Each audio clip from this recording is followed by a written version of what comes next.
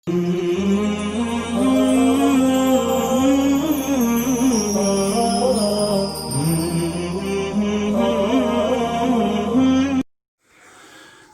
اللہ الرحمن الرحیم الحمد للہ رب العالمین والصلاة والسلام علی سید الانبیاء والمرسلین محمد وعلی آلہ وصحبہ اجمعین اما بعد۔ محترم ناظرین و سامعین، الاربعون النوویہ کے مبارک سلسلے کا یہ چھٹا درس ہے، جس میں اس مجموعے کی 5ویں حدیث کو پڑھنے، سمجھنے اور یاد کرنے کی کوشش کریں گے۔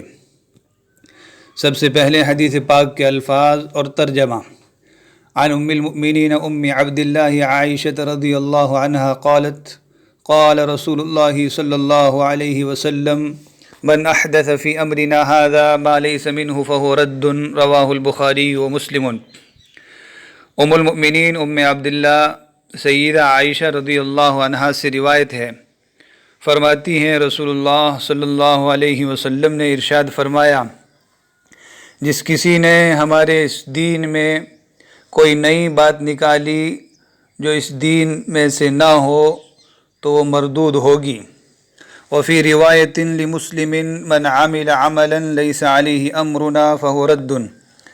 اور مسلم شریف کے ایک روایت میں ہے، جس نے کوئی ایسا کام کیا جس پر ہماری طرف سے کوئی ثبوت موجود نہ ہو تو وہ مردود اور ناقابل اعتبار ہوگا۔ سابقہ احادیث مبارکہ کی طرح یہ حدیث بھی بڑی جامعیت اور معنویت رکھتی ہے، بڑی اہم اور محتم بالشان حدیث مبارکہ ہے۔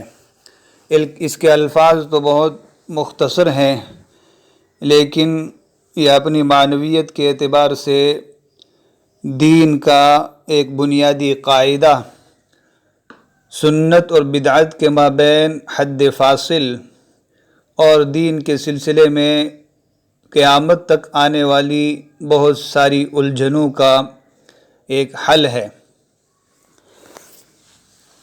یہ حدیث نبی کریم صلی اللہ علیہ وآلہ وسلم کی زوجہ محترمہ سیدہ عائشہ صدیقہ رضی اللہ عنہا سے مروی ہے۔ تمام ازواج مطہرات کو قرآن کریم نے ساری امت اور سارے مومنین کی مائیں قرار دیا ہے، اس لیے ہر زوجہ مطہرہ ہر مومن کی ماں ہے، تو اس کو ان ازواج مطہرات کو اپنی ماں سے زیادہ قدر و عزت اور تعظیم و تکریم کی نگاہ سے دیکھنا چاہیے۔ اس لیے سیدہ عائشہ رضی اللہ عنہا کو بھی ام المؤمنین کے نام سے، ام المؤمنین کے لقب سے یاد فرمایا گیا۔ ام عبداللہ سیدہ عائشہ رضی اللہ عنہا کی کنیت ہے۔ عموماً کنیت اپنی اولاد کی طرف نسبت کرتے ہوئے رکھی جاتی ہے، اور عربوں میں کنیت کا ہونا ایک تعظیم و تکریم اور عز و شرف کی بات ہوتی ہے۔ لیکن سیدہ عائشہ رضی اللہ عنہا کو چونکہ کوئی اولاد نہیں تھی، اس لیے انہوں نے سید کائنات رسول اکرم صلی اللہ علیہ وسلم سے عرض کیا کہ آپ صلی اللہ علیہ وسلم کی تمام ازواج کی کنیتیں ہیں، تو مجھے بھی کنیت مرحمت فرمائیں۔ تو آپ صلی اللہ علیہ وسلم نے انہیں اپنے بھانجے حضرت عبداللہ بن زبیر کے نام پر ام عبداللہ کنیت رکھنے کا حکم فرمایا۔ تو حضرت عبداللہ بن زبیر یہ آپ کی بہن حضرت اسماء رضی اللہ عنہا کے فرزند تھے، ان کے نام پر آپ کی کنیت ام عبداللہ ہے۔ آپ کثیر الروایہ راویوں میں سے ہیں، دنیا حدیث میں آپ سے بے شمار مرویات منقول ہیں، اور سچی بات یہ ہے کہ امت کو نصف دین اس مبارک خانوادے اور سیدہ عائشہ صدیقہ رضی اللہ عنہا کے ذریعے ملا۔ نبی صلی اللہ علیہ وسلم کی وفات کے بعد تقریباً 40-50 سال تک امت کو دین سکھایا، اور ان کی دینی رہبری فرمائی۔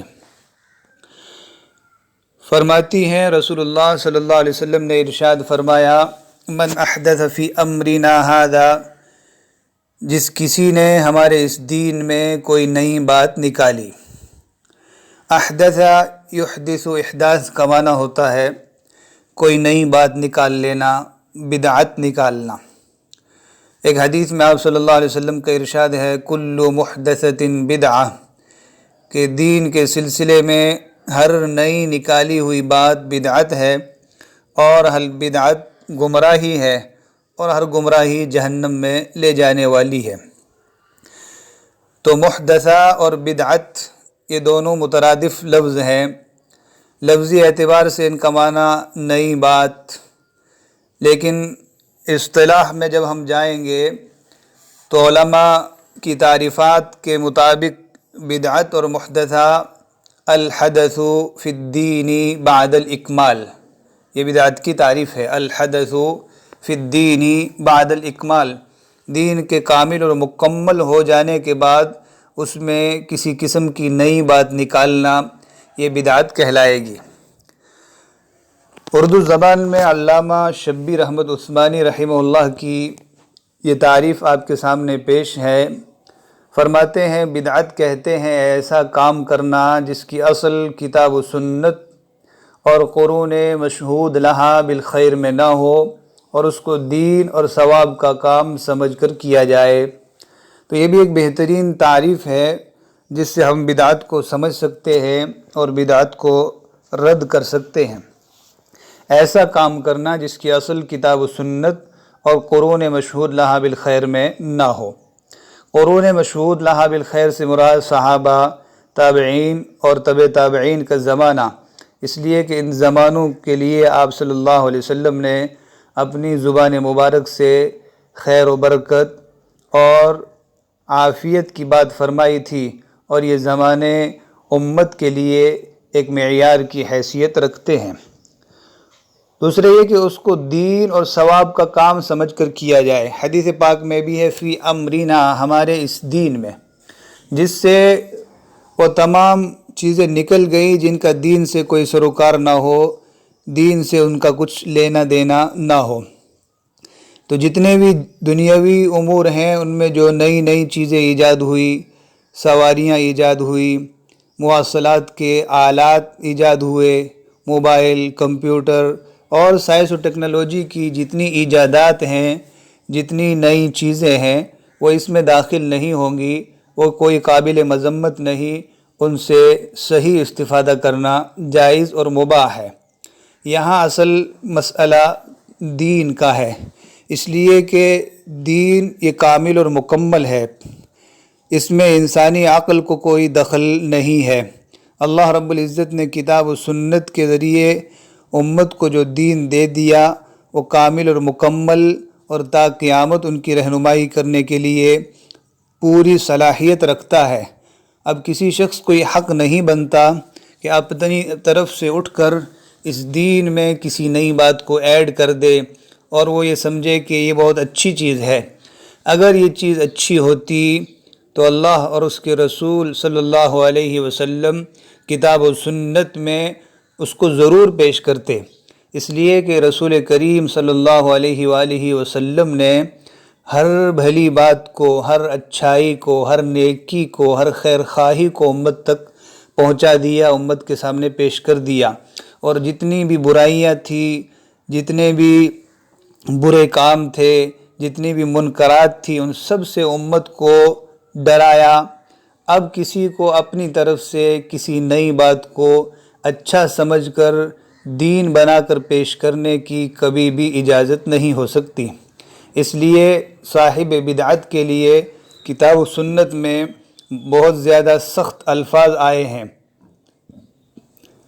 اور یہ کہا گیا ہے کہ اللہ رب العزت صاحب بدعت کے کسی عمل کو قبول نہیں کرتا یہاں تک کہ وہ بدعت سے توبہ کر لے۔ حدیث پاک کے الفاظ ہیں، اب اللہ ان یقبل عمل صاحب بدعت حتی یدع بدعتہ، اللہ صاحب بدعت کا کوئی عمل قبول نہیں کرتا یہاں تک کہ وہ اس بدعت کو چھوڑ دے۔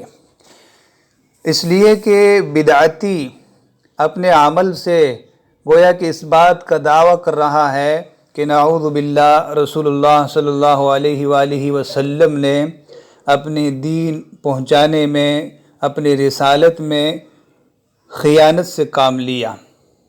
اور یہ بات میں اپنی طرف سے نہیں کہہ رہا ہوں، سفیان ثوری رحمہ اللہ فرماتے ہیں من ابتدع فی الاسلام بدعتا فرآها حسنتا فقد زعم ان محمدا خان الرسالہ، جس نے دین میں کوئی بدعت پیدا کی اور اسے اچھا سمجھا تو گویا کہ اس نے یہ خیال کر لیا کہ نعوذ باللہ آپ صلی اللہ علیہ وسلم نے پیغام رسانی میں، دنیا کے سامنے تبلیغ کرنے میں خیانت سے کام لیا۔ لأن اللہ یقول الیوم اکملت لکم دینکم، اس لیے کہ اللہ رب العزت فرما رہے ہیں آج میں نے تمہارے لیے تمہارا دین مکمل کر دیا۔ تو مکمل جب ہو گیا تو پھر کسی کو یہ حق نہیں کہ اس میں کسی نئی چیز کی ایجاد کرے، اس میں کوئی نئی چیز ایڈ کرے۔ اس لیے کہ ہم دیکھتے ہیں دنیا میں جو کتابیں دوبارہ چھپتی ہے، سہ چھپتی ہے، ان کتابوں میں نئے ایڈیشن میں پہلے ایڈیشنوں کی غلطیوں کو دور کیا جاتا ہے، لیکن کتاب و سنت میں غلطی کا امکان ہی نہیں، تو اب بعد میں آنے والے لوگ کس چیز کی اصلاح کر رہے ہیں؟ تو اس لیے بدعت نہایت قبیح اور شنیع چیز ہے، اس سے ہمیں بچنا چاہیے۔ بدعتوں کا ایجاد عموماً اس لیے ہوتا ہے کہ لوگ کسی چیز کے سلسلے میں محبت میں غلو کرتے ہوئے، خیر خواہی اور اس کو اچھا سمجھتے ہوئے اس کو اپناتے ہیں، اور آگے چل کے وہ بھیانک شکل اختیار کر لیتی ہے۔ مثلاً بزرگوں سے عقیدت اور محبت کی بنا پر لوگ ان بزرگوں کے وفات کے دن کو یا ولادت کے دن کو یاد کرنے کے لیے کسی مجلس کا انعقاد کرتے ہیں یا شیرینی وغیرہ تقسیم کرتے ہیں، تو یہ بدعت کے زمرے میں آئے گی، کیونکہ رسول اللہ صلی اللہ علیہ وسلم نے کسی صحابی کے وفات کے دن کو نہیں منایا، نہ امت کو اس کا حکم دیا، اور آپ صلی اللہ علیہ وسلم کی وفات کے بعد بھی 100 سال تک صحابہ زندہ رہے، کسی صحابی نے نبی کریم صلی اللہ علیہ وسلم کے یوم ولادت یا یوم وفات میں عید نہیں منائی، میلاد نہیں منایا، تو لہٰذا یہ بدعت کے زمرے میں آئے گا۔ صاحب بدعت چاہے کتنی نیک نیتی کا اظہار کرے کہ نہیں ہمارا مقصد تو محبت رسول ہے، تو یاد رکھیں وہی محبت معتبر ہے جو رسول اللہ صلی اللہ علیہ وآلہ وسلم نے سکھائی اور جو آپ کے طریقہ کار کے مطابق ہو۔ جو بھی صاحب بدعت ایسا کہے اس سے آپ کہہ لیں کہ آپ صحابہ کرام سے بڑے عاشق نہیں ہیں۔ عشق وہی معتبر ہے، محبت وہی معتبر ہے جو صحابہ کرام کے طرز عمل کے عین مطابق ہو۔ اب بدعتیں دنیا میں بہت ہیں، کچھ عقیدے کے سلسلے کی بدعتیں ہیں، کچھ اعمال کے سلسلے کی بدعتیں ہیں۔ عقیدے کے سلسلے کی بدعتیں وہ ہیں جس میں ایسا کوئی نیا عقیدہ پیش کیا جائے جو امت کے اسلاف میں نبی علیہ الصلوۃ والسلام، صحابہ و تابعین کے دور میں نہ ہو۔ مثلاً آپ صلی اللہ علیہ وسلم کو بشریت سے نکال کر نور میں داخل کر لینا، نور ماننا، آپ کو عالم الغیب ماننا، اولیاء کو، بزرگوں کو مشکل کشا، حاجت روا، غوث اعظم ماننا، تو یہ سارے کے سارے عقائد کے باب کی بدعتیں ہیں اور یہ کفر تک پہنچانے والی چیز ہیں، ان سے بھی اجتناب بہت ضروری ہے۔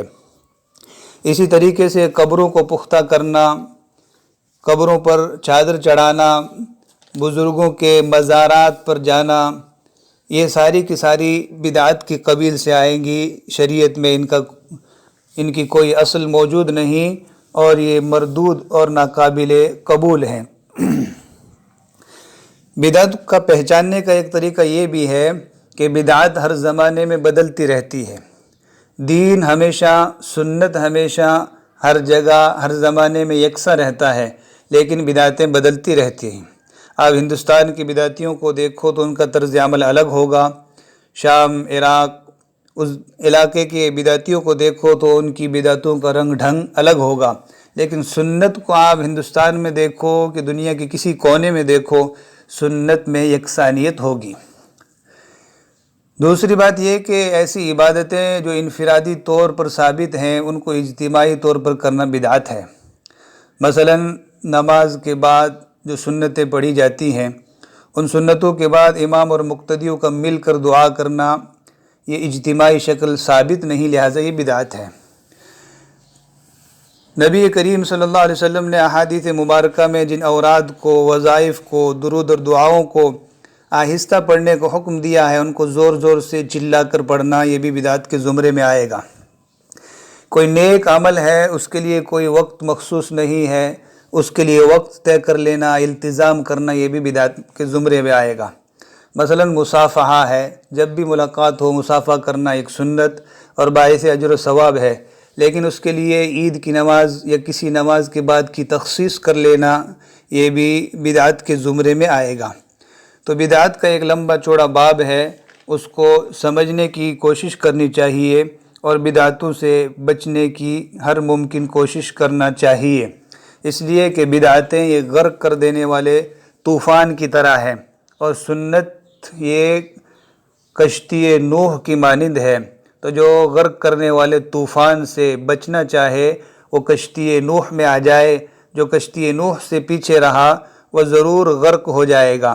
تو غرقابی سے بچنے کے لیے کشتی نوح میں آنا پڑے گا، اور کشتی نوح سنت نبوی ہے۔ اور یہ بات یاد رکھیں کہ بدعتوں کو ختم کرنے کا، بدعتوں کا قلع کما کرنے کا سب سے آسان طریقہ یہ ہے کہ سنتوں کو رواج دیا جائے۔ جس قدر سنتیں عام ہوگی، بدعتیں اپنی موت مرتی چلی جائیں گی۔ اللہ رب العزت سمجھنے کی اور عمل کی توفیق نصیب فرمائے۔ وآخر دعوانا الحمد للہ رب العالمین۔